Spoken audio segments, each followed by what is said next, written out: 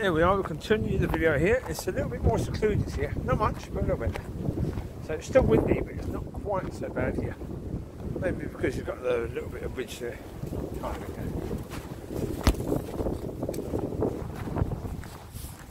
hi.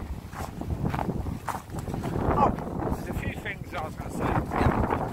Those Jerusalema videos.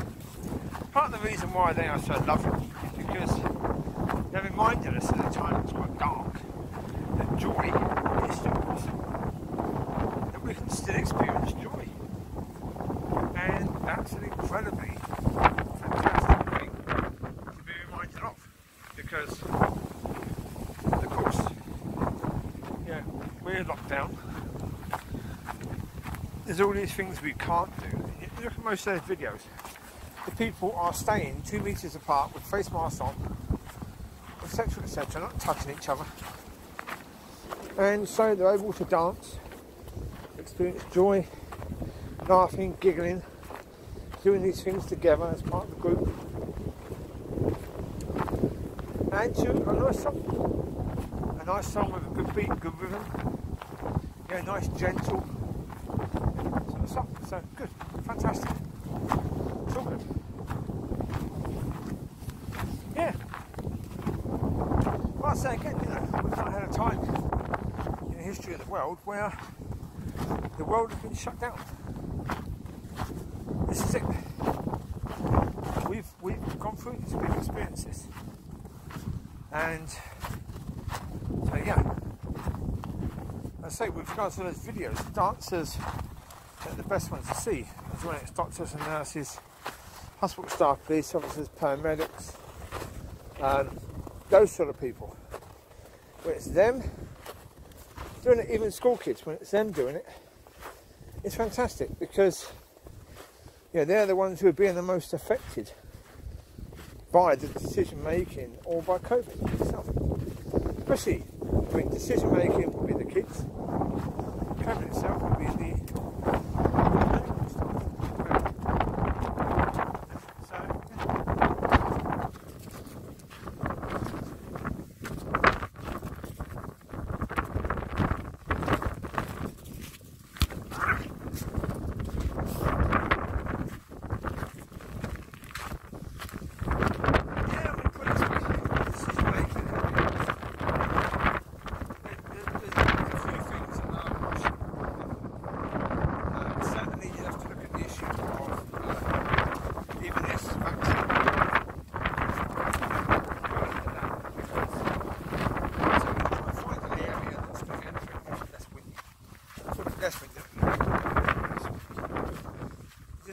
There you go. A bit more, always stand here. I'll stand here, that'll do. I play with the doggies here. It's slightly nicer. It's not great, but it's slightly nicer. Quick! She missed it. Okay, we can go it again. Yeah, as I say, decision making. So basically, the people in charge of the countries can say, we didn't know really what COVID was going to be before we really knew. So decisions we made were, very, very, very unfortunate, but couldn't have made better ones. But that's complete rubbish. Sorry, that's rubbish. When you've got elderly people in hospital, and what you do is you put these people back into the old people's homes, infected with COVID. Right, you do that. Basically infecting the whole of the home and wiping out 60%, 70% of the old people. Yeah, that's something which you can't say. You really shouldn't have known better. You should have known better. Because had there been old people, in years past, in hospital, riddled with flu, really badly, would the people in charge have sent them back into old people's homes? No. Chewie, enough. Leave it. Leave it. Leave it. Leave it. Leave it. No, they wouldn't have done. They wouldn't have done that. They would have kept them in hospital until their infection was sorted. Then they'd have gone back to old people's homes because they wouldn't have risked all the old people being infected with that. They would have known it was a cure. So they wouldn't have done that. How did they not know that was COVID? Because what they were trying to do, clearly, listen to what they were saying at the start, certainly in the UK, protect the NHS. Not protect the vulnerable people, protect the NHS. And so they did that, they protected the NHS. But they didn't protect the vulnerable people. They didn't do that. And you have to say, that should be criminal, really.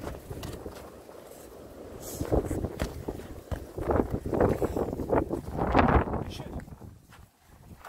And so, you know, countries have all made these sort of incredibly bad decisions that have killed off massive amounts of their population. You know, elderly people, the most vulnerable were the people.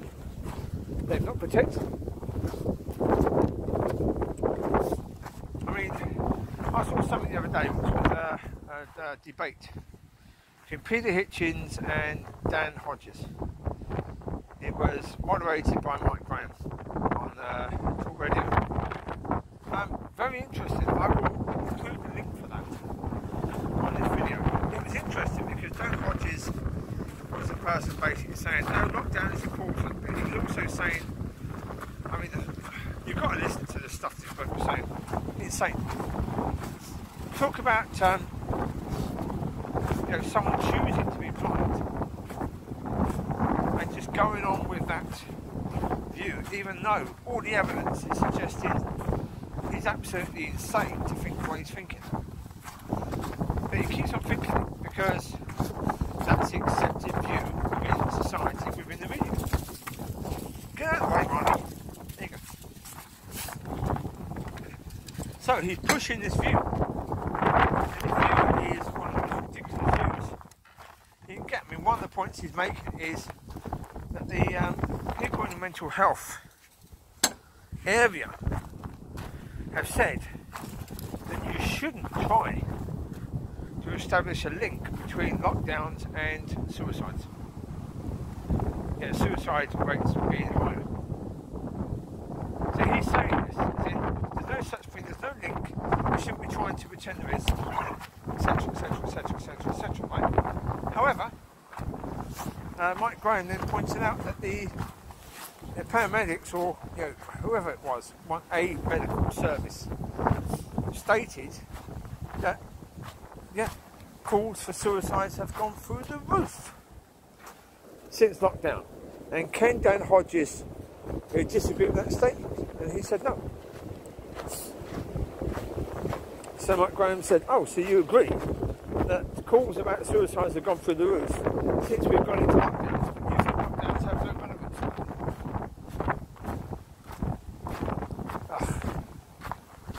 relevance? Well, Peter Hitchens actually, he made a couple of good points. The first good point he made, he had a handbook, and he said, this is the government's handbook of how to deal with a pandemic. This is the handbook they had pre-COVID, but the handbook they threw out the window completely as soon as COVID hit. He said, bizarrely, the government went for a communist way of doing things. And of course, China, the communist country. So a democratic government went for a communist way of dealing with a pandemic, even though they already had a plan to deal with the pandemic. But they just basically threw that plan in the bin to go along with China's view and to do things China's way. Well, of course, China designed the drug, so they should know how to deal with it.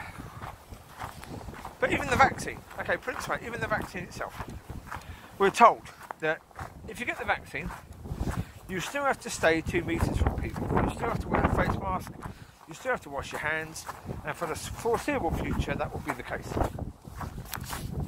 Then what's the point of taking the vaccine? What's the point of having it? It's insane. Why would you want to have a vaccine that makes no difference at all? They pump something into your body, you don't know what it is. Of course you don't, you're not a medical person. They tell you it's going to help. okay, in what way is it helping? Because we're being told you can still infect people with COVID even if you've had the vaccine. Both doses, right? You can still infect people with COVID. So therefore, what's the point? Chewie! Chewie!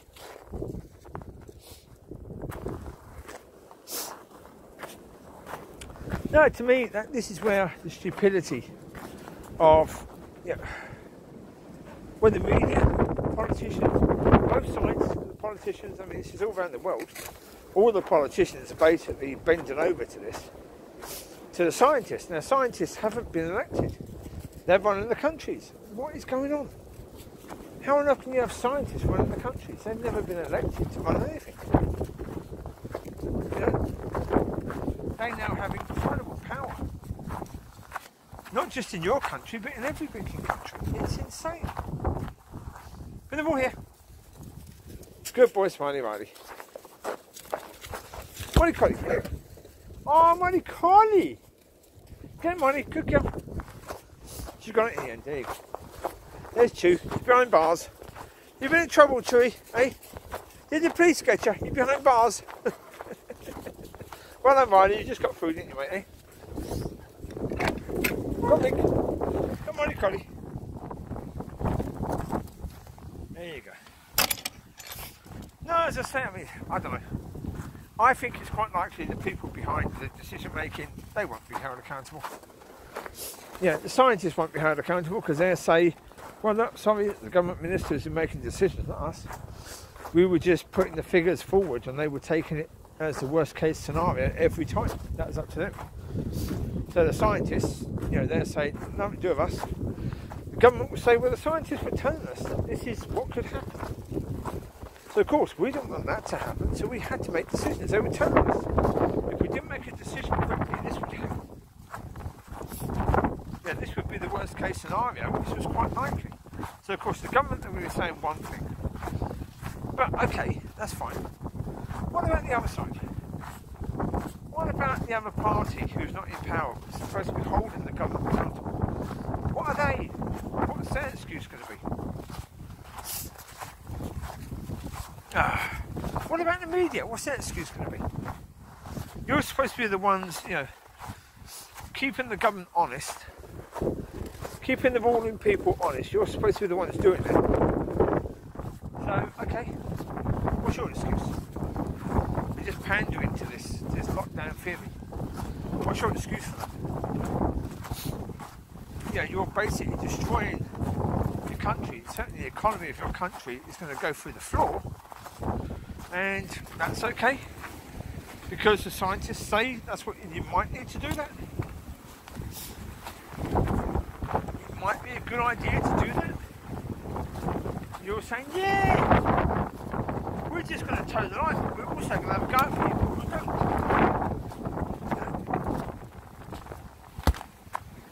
We're going to say that people are out of order, or they're COVID deniers, if they don't toe the line. What are you doing? Come on, Chewie, this way. Come on, Chewie. Chewie got the ball. Right, okay. Coming at you. Chewie, ball here. Hey, Chewie. Bring the ball back. Bring the ball back. No point stopping there. Just go through into the field again. Anyway, there you go. Right. I'll leave you to it. I'll speak to you soon. God bless. Bye-bye.